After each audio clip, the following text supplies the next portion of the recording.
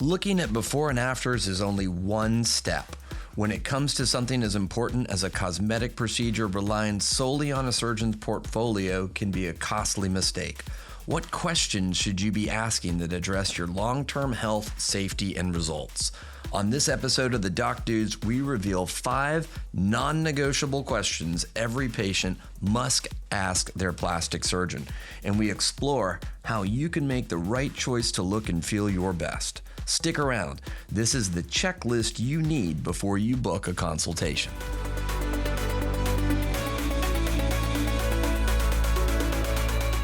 Welcome to the Doc Dudes, your premier podcast for a behind-the-scenes look at the latest in aesthetic medicine.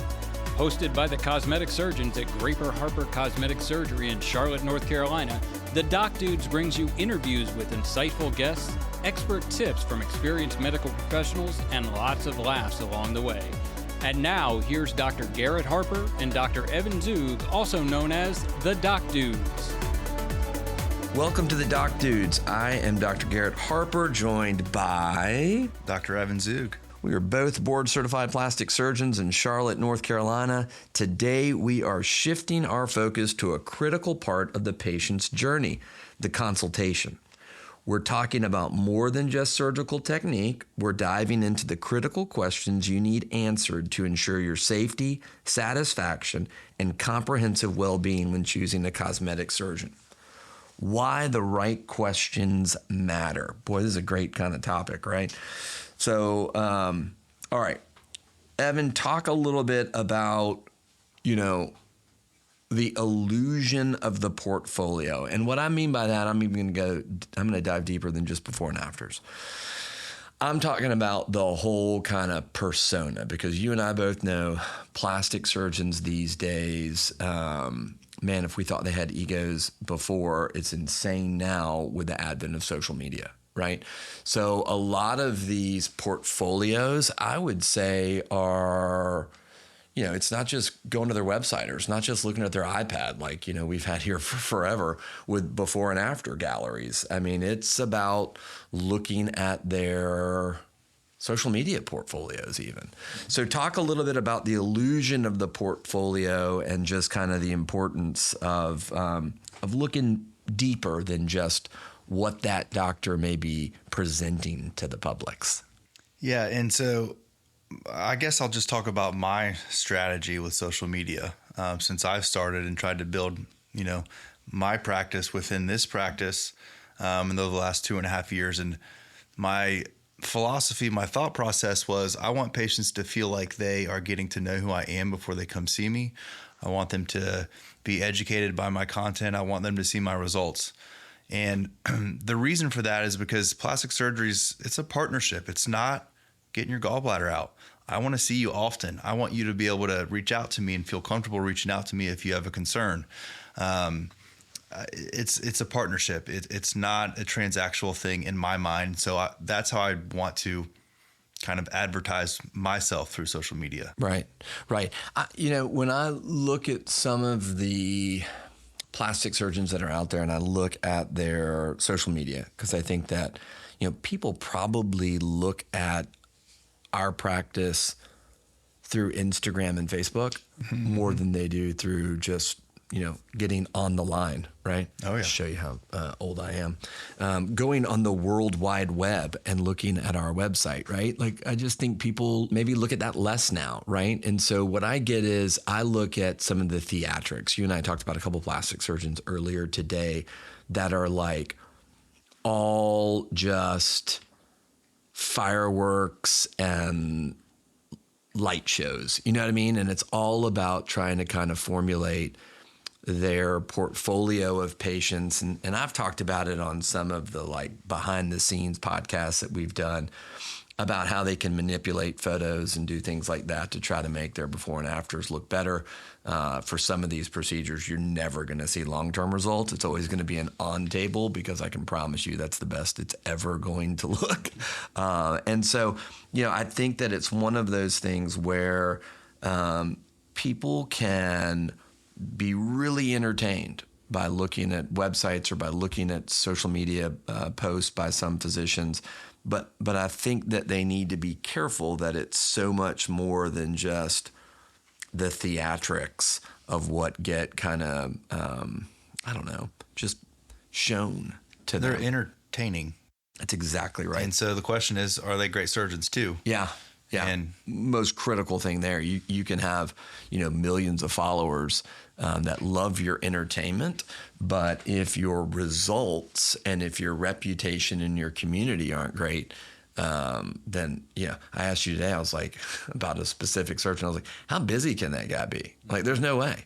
Like, he just does so much in the way of theatrical presentations that I just don't think the guy's got to be operating. If he was better at operating, he probably wouldn't have to do all the theatrics, Mm-hmm. And then, let's define or redefine what the term kind of comprehensive looks like for patients, right? When we talk about a comprehensive approach to our patients. Yeah. So, I mean, I think with any patient, any procedure, part of the consultation is I want to make sure that, you're healthy and fit for surgery. And, but what I'm really looking at as well is what their goals are, what their expectations are, for the results now. What are their reasons? What are their intentions for wanting to have a procedure? What is their life like? What's their lifestyle like? How are the results going to change with time? Because some of them may. Yeah.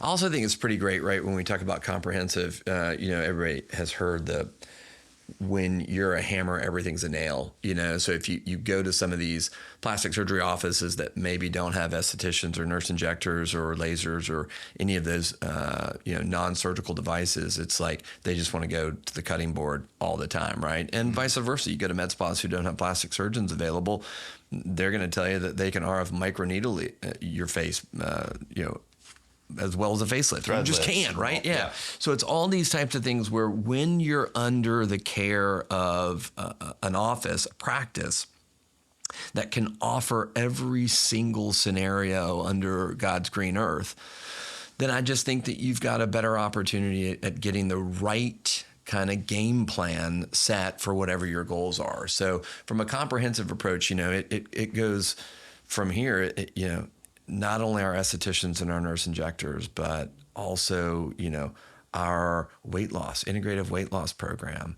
And, I've sent several patients who have signed up for facelifts and necklace to go see our estheticians, and they need to go on a 6-week regimen. And some of them need laser resurfacing before they come and see me for their surgery.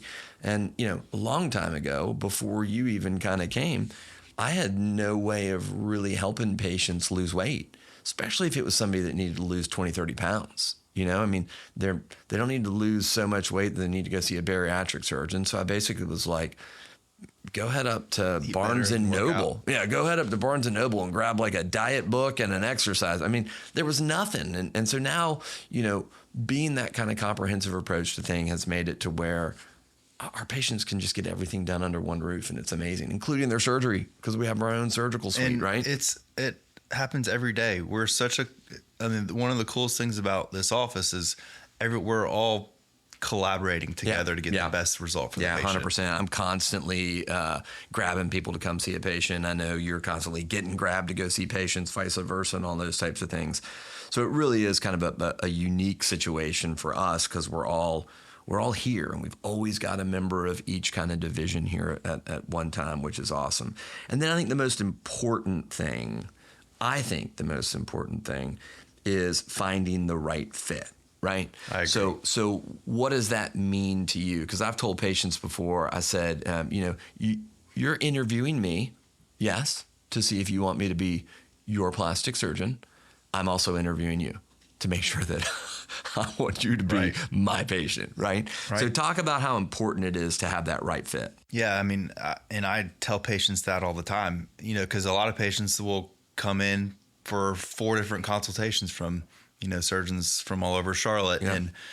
And when I have a patient like that, I make a point to tell them, I want this to be the right fit, because this is a partnership. It is not just, surgery and you're done. Right. And so I really emphasize that to patients, that I want them to, both of us, me and and them to feel like we're both comfortable with what we're about to do. Yeah, I think you just got to jive with the person. I think that's super, super important that you explain each other's philosophies, goals, kind of how they want to do things, what their life's like, what their timeline's like. And then you get to, how good of a surgeon are you? Because obviously that's critical. This is the one area of surgery where, if I took your gallbladder out, you don't know if I did the most beautiful dissection in the world getting it out. You just know if I got it out safely and if your gallstones are gone and if your bile duct's leaking, right? And so if all of those things are fine, then I did a hell of a job. But plastic surgery is a different entity. I mean, you can have total different philosophies when it comes down to different procedures, right? And like why you like to use a certain implant in a certain situation, or why you like to put that implant in a certain place, or kind of, and it's all evolving. So it's really, really critical. And there really is a big difference in surgeons' philosophies. Oh, it's unbelievable. I mean, I've had multiple patients tell me that, their reconstructive surgeon told them, you should be comfortable in clothing and you're cancer free. Right. And that's the goal. That's not my goal. My goal is for you to look great too and enjoy the rest of your life. That's exactly right. And look good naked is what I tell people. Right. I'm like, it's not just about looking good in clothes. That's a huge kind of, I don't know. I think it's a separator, right? I think I remember a plastic surgeon that I worked with once looked at me when I was early in my career and he said something like, just put the ball in play. They don't all have to be home runs. And I was like, kind of sounds defeated. I was like, not that everyone can be a home run, but I sure as hell aim for that for every surgery, right? And if I think it can't be for a certain reason, boy, you better tell that patient why ahead of time, because I'd much rather under promise and over deliver than the opposite when it comes to surgical results. All right, the top 5 questions you must ask your surgeon about breast augmentation. Okay, so let's go over number 1. Evan, what's that question? Yeah, so very common question. What implant size and shape are best for my body, and how do you determine that? I think we both have kind of similar thought processes on that. We're both biodimensional surgeons. We are going to take a bunch of measurements and choose an implant that fits your body size well, and there's some room to play in there. And so that's where photos come in. So if I want to see wish pics, I want to see photos of what you think a pretty breast is, because some patients will tell me they'll tell me the opposite of what the photo is that they send me. That's right. It's always great when it's confusing, right? When they're saying one thing and showing you something different. But yeah, I tell every single breast patient I want wish pics, and let's not talk cup size. Don't even worry about size of implant, because I don't, I've got a general range, because like you said, we're going to take measurements. And so that's going to eliminate more than it's going to narrow down, right? We're going to eliminate 95% implants just based on your measurements. And then your pictures that we take into the OR with us, is what we reference. And then it's an art project back there, right? Like it's a combination of the implant in your own breast tissue, and whether that's just placing an implant in a certain position or using a particular profile to achieve, or a width because you like more or less side boob or cleavage, kind of whatever your goals are, then we're able to kind of make those decisions while we're back there, right? Because we have every implant known to man on our wall. That's the beautiful right? thing about plastic surgery is you have to have an aesthetic eye. Yeah. I mean, there are different types of plastic surgery. There's an art to it, right? Everybody talks about an art to medicine. There truly is an art to what we do. 100%. All right. Question number 2 would be, where will the incisions be placed, and why do you recommend this location? Let's go for a standard aug. Sure. Where are you going to put your incision for a standard breast augmentation? Inframammary fold. We've studied this. Rates of capsular contracture, infection, implant malposition are all higher with periareolar, axillary, umbilical. All those different incisions are not as predictable. Yeah, I let everybody know your incision's going to be less than 2 inches. I mean, I know that there's a lot of kind of press out there and people talking about you can do it in less than 1 inch with the Preserve technique, which is something that we can talk about a little bit. Either way, you put a 2-inch incision in somebody's fold and close it correctly, that thing's going to heal up so beautifully they're never going to see it. And then you don't run the risk of having any scar retraction or anything at the nipple zone. You're not dragging the implant through sweat glands or through, hair follicle areas in your axilla. And so we absolutely 100% know that we've got fewer complications using that inframammary fold crease incisions. Complications from all of those different techniques. Yeah. There's no doubt the inframammary fold incision, I think, is the safest. I think is the best. I think is the least conspicuous of all of the implant incision locations. All right. So this is like the huge debate. Oh yeah. I don't even want to read this. It's terrible. All right. Should my implants be placed above or below the muscle? So it's not really above or below, right? It's in front of or behind, if you really kind of think about it. It's a better way to say it. Yeah. So, but talk about it. People are going to talk about above. Am I above or below the muscle, or am I halfway, or half above, half below? What does that mean? I mean, thanks Kylie Jenner or whichever Jenner it was that came up with that. And that's one of probably the biggest things I've learned from you in the last 2.5 years. And because I was trained in putting implants in a dual plane below the muscle, and I think that's a great option for a lot of patients, but I personally think putting the implant above the muscle, either in the subglandular or the subfascial plane, is a better looking breast augmentation. Sure. I think the cons are less than below the muscle, and we can talk about all that. But every patient that I've taken an implant from below to above the muscle, they think I'm some sort of genius because they feel like it's their breast again. Right. And it's not.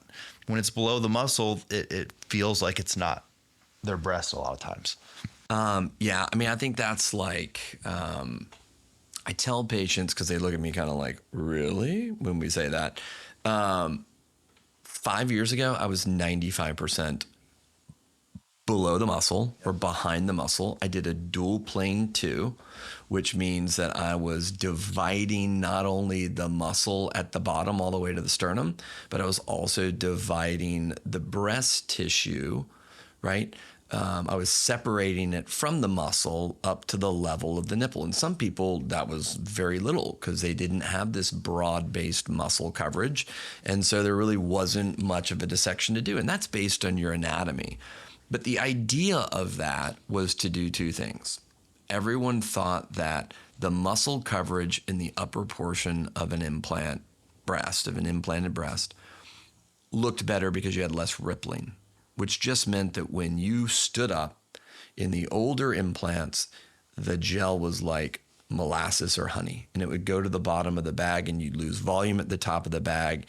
And if that was in a thin patient and was not covered by the muscle, then you'd get rippling, right? Yeah, and the reason it looked worse is because the implants weren't as good. The implants are better now. Correct, which is why nowadays I'm 95% in front of or above, whichever way you kind of want to look at it from the muscle standpoint. I think the only kind of person that maybe is still a really great candidate for being below the muscle is the patient who maybe has a really thin and long torso.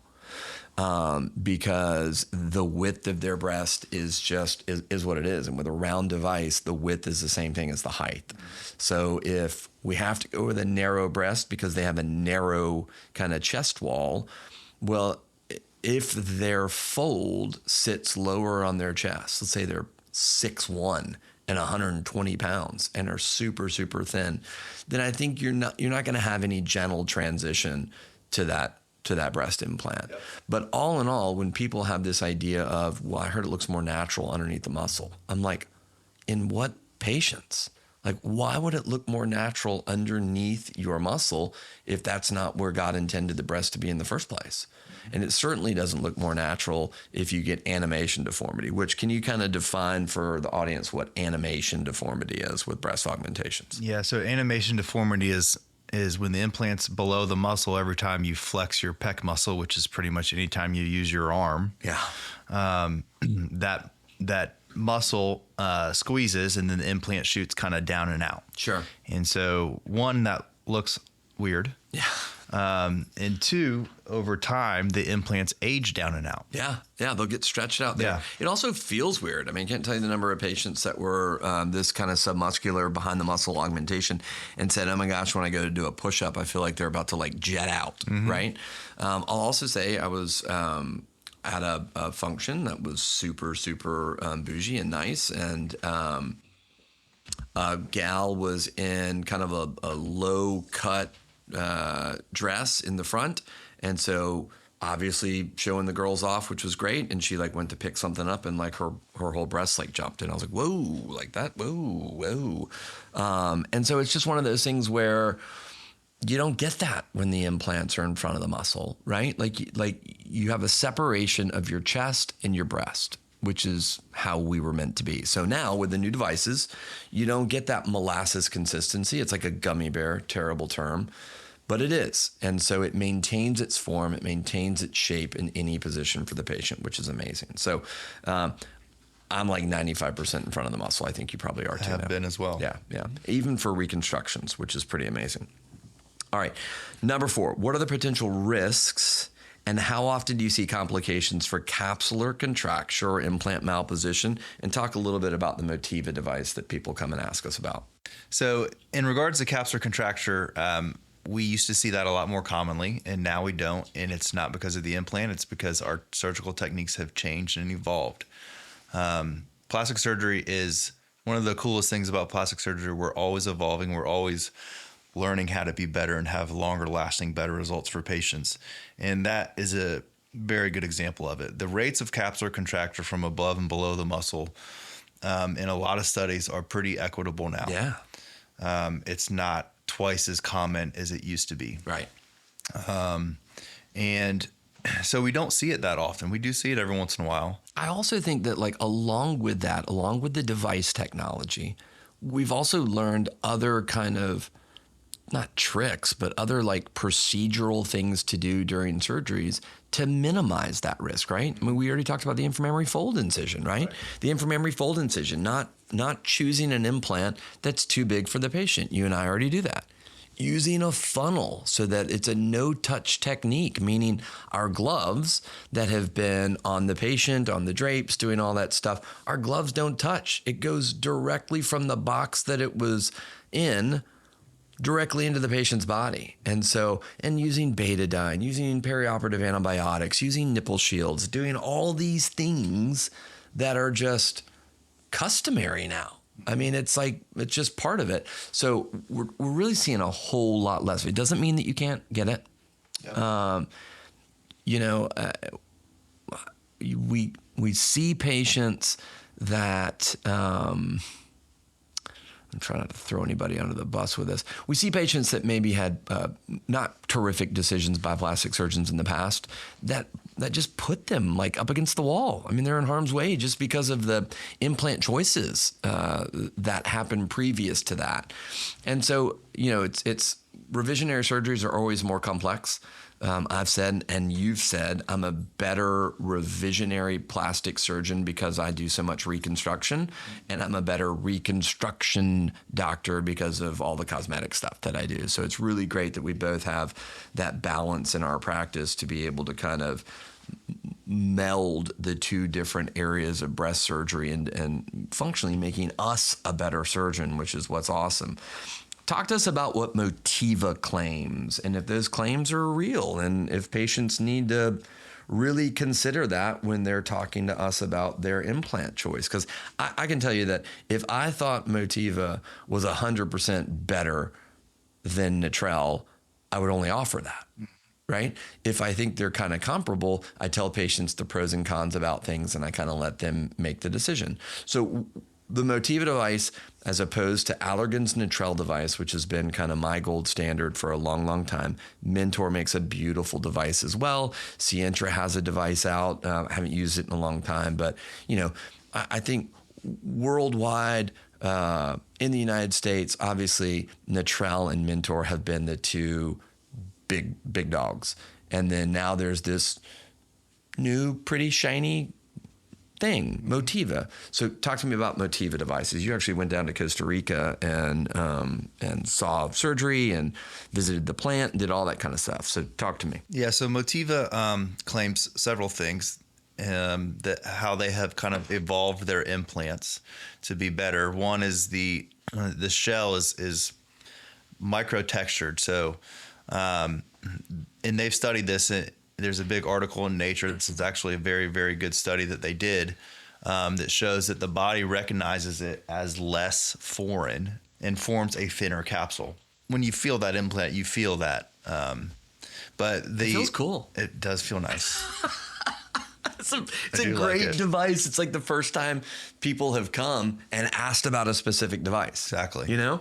Okay, so then they talk about what does that do to their numbers as far as capsular contracture, and then the other side of it is the other implant companies say, yeah, but because you don't form that capsule, you're going to get malposition. So what do you tell patients about that? Yeah, and so I think it's similar to other things that we've talked about. The concept is the same. Is it the device or is it our surgical technique? Right. And so Motiva claims that there's less capsular contracture, which I tend to believe that. Yeah. But also the other implant companies will say that there's more implant malposition because that capsule is thinner, and you do need a capsule to hold that device to give it some support. Sure. You just want Goldilocks. Right. You don't want it so thin that it gives you no support, which would be the argument against Motiva. Right. But you don't want it so thick that it's like doesn't allow for a normal natural movement, which is what capsular contracture is. So it's like, what's that kind of middle ground? I also think that the other manufacturers would say Motiva's numbers are so much better because they had a modernized controlled study where those physicians, those surgeons were doing the sort of things that you and I are talking about that have become kind of everyday, like logical uses in breast augmentation. Right. And the older studies from the older companies didn't do that, right? It's like the Wild West. Put whatever implant you want in. Don't use antibiotics. Do use antibiotics. Throw your finger in there, whatever you want to do, right? And so it's just kind of different. So the studies, I think, aren't really comparable. But what are you finding in your practice? Because you use all of them. So specifically, are you seeing that malposition? And why don't you think you're seeing that malposition if you're not? So, yeah, I haven't had any issues with malposition with the Motiva implants, but I don't have 5-year data on that. Sure. Which is, those types of complications like contracture and implant malposition tend to get higher over time. Sure. So simple strategies is what I tell people to not have that malposition is what we've been doing for forever. I mean, I think you were trained this way, and I've certainly have told you since you've been here for the last 3 years.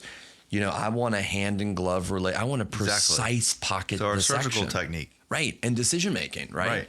And you can have all the technique in the world, but if your technique is to open up a pocket bigger than it's supposed to be, well, you're going to get malposition problems, right?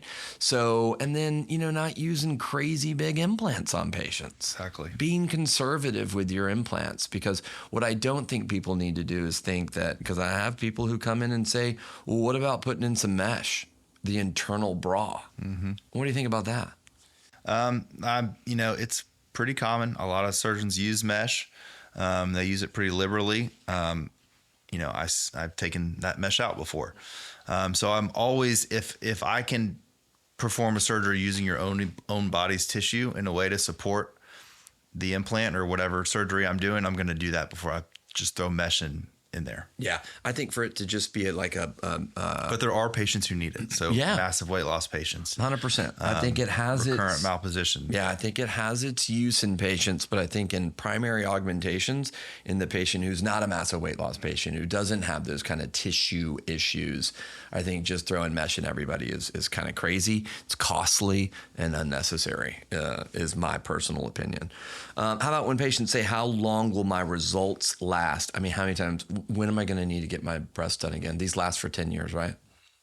That's what they say. Depends. As long as you're, healthy, maintain a stable weight, and have a good surgeon and who's made good decisions with what implants to use, your results can last for a really long time. It's not necessarily 10 years. Yeah, absolutely. And that data is old. And that data was like kind of junked up when they told patients that there's no shelf life or half-life on these implants.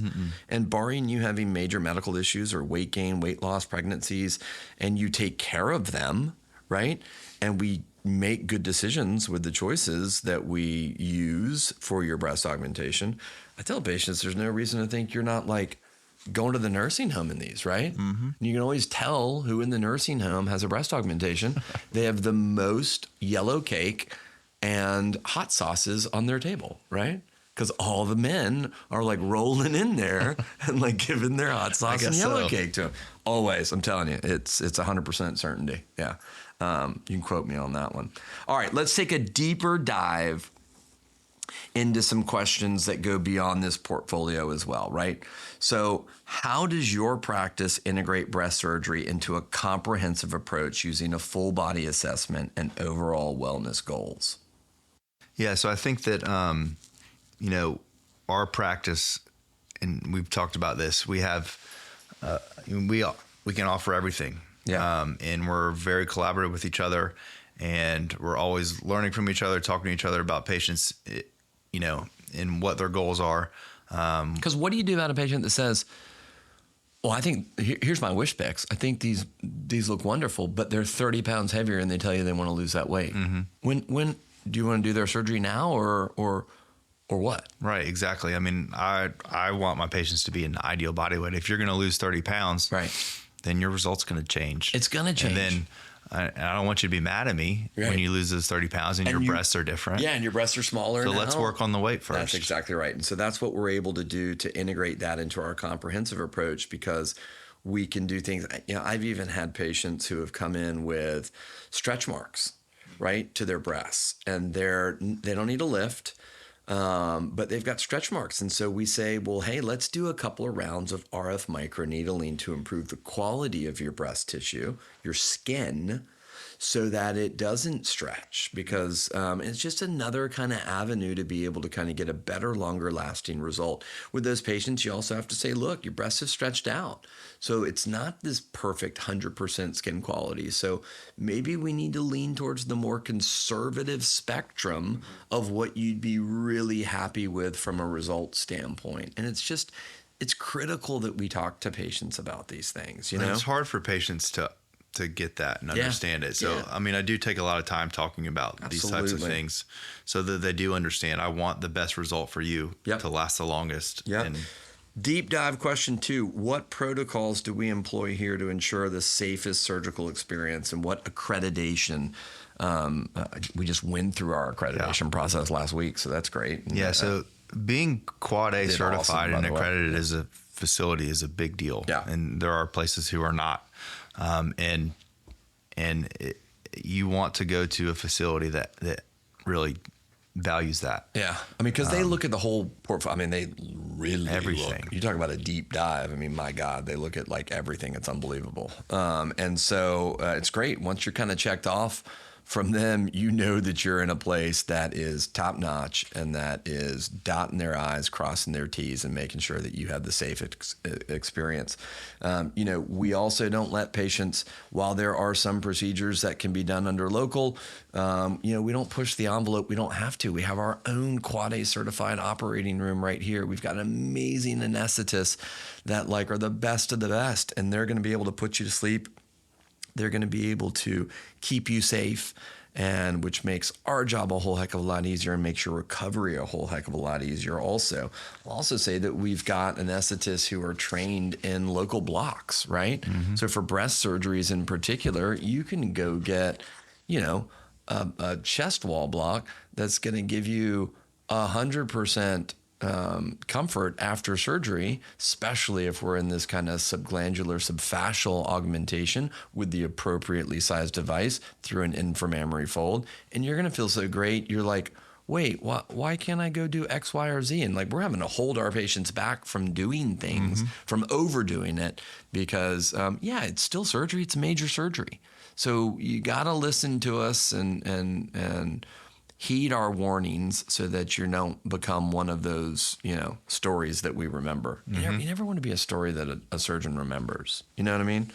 All right. Beyond primary surgery, specific expertise and training in complex revision cases, right? So you and I both have a huge composition of our breast practice that's revisionary stuff. We all get the patients that are like disasters. And come to you and say, I've heard you're the only one that can fix it, which isn't true. I mean, there's tons of great plastic surgeons out there, but it's great that people think that about us. But like, why do you think you get the results you get from really hard cases? What makes you the devil's in the for details? That? Yeah. So little things add up to a great result in plastic surgery. And it's not even the disasters. It's patients who have had 3 or 4 breast surgeries, right? A couple of different breast lifts and implants, bigger implants, going smaller. All those are tough surgeries to do. Sure. And so if you don't do all of the little things to tighten the pocket on the inside, tighten the skin on the outside, use the right implant, all those types of little, and I'm not even listing half of them, but lots of little things that we do in surgery that add up to a good result for patients, especially in these complex revisions. Sure. And I've talked about it a little bit as far as like the recovery process for patients, and post-operative care that gets managed. Obviously we see our patients, we follow up with them that night via phone call. And then I used to see patients like, the next day, and then a week, and then 2 weeks. And that just got, exhaustive, not only for the staff here, but for the patients. They're like, why am I always constantly coming in? And then you've got a couple of patients who come in from out of town and you realize, oh, wait, like I saw this person at 1 week and then I saw them at 3 months and they did great. So you're like, maybe I should do that with everybody. We're always available. And you and I have access to all hospital systems here in case something does go wrong or we have to meet our patient. And I want patients I want them to let me know if they have a concern. Yeah. Little things can turn into big things if they're not addressed appropriately. Sure. Oh, I'd much rather patients let us know early on if they're experiencing anything or have anything happen. And for some patients who just really don't want to take narcotic pain medicine and things like that, we offer their chest wall blocks to be done with Exparel, which is a 72-hour injectable. And so, you talk about having some numbness after a dental procedure for a few hours. Boy, wasn't that great, but when it wears off, man, that sucks. I mean, maximum swelling is in the first 48 to 72 hours. So we've got a numbing medicine that we can inject that gives you pain-free beyond that period. So it's like once you're on the other side of that, you're not having to take the narcotic pain medicine. You're on maybe Tylenol, maybe Advil. Yeah. I mean, maybe nothing. And then you don't have to worry about the constipation that comes with narcotics or kind of the loopiness or not being able to drive your car or anything like that. So, I have found that with kind of the way we have approached our breast augmentation, breast surgeries with these blocks, with our care plan, that like I'm having to tell patients to chill out more than I am like encouraging them to get up and move around. So that's just kind of what I have found out in my own practice, right? All right, so we've covered a ton here. There's obviously, you and I could talk ad nauseum. We've got both really big breast practices, and I don't mean like really big breast practices. You got to be careful where you put the comma in that, right? Did the biggest breast reduction I've ever done in my life yesterday. Wow, yeah. I did 3 reductions today. Yeah. Wow. All right. So yeah, today was a smaller breast day for me.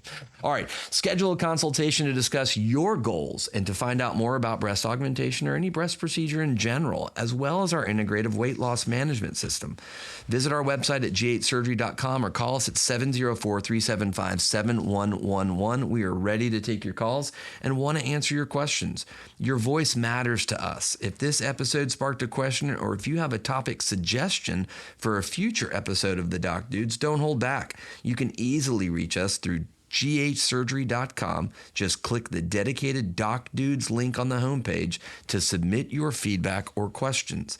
Make sure you are subscribed so we pop up automatically. We drop fresh episodes on the last Tuesday of every month. Find us wherever you listen to podcasts, including Apple, Spotify, iHeartRadio, YouTube Music, and right on our own website. Finally, keep up with everything happening at our practice and get episode updates by following our Instagram and Facebook pages. We've loved talking to you about breast augmentation. We hope that this was informative and helped you. I am Dr. Garrett Harper with Dr. Evon Zoog. And see you later. Bye.